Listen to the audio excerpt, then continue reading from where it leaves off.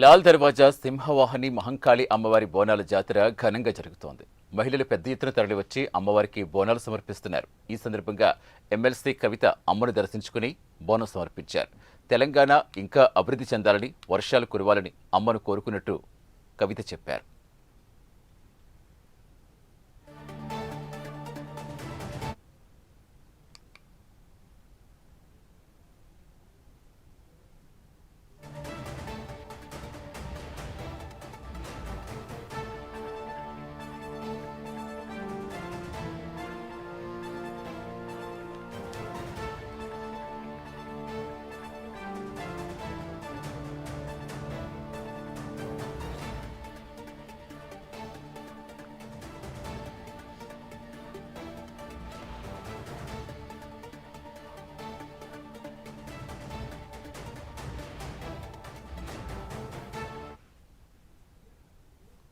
MLC కవిత మా correspondent Kumar face to face చూద్దాం.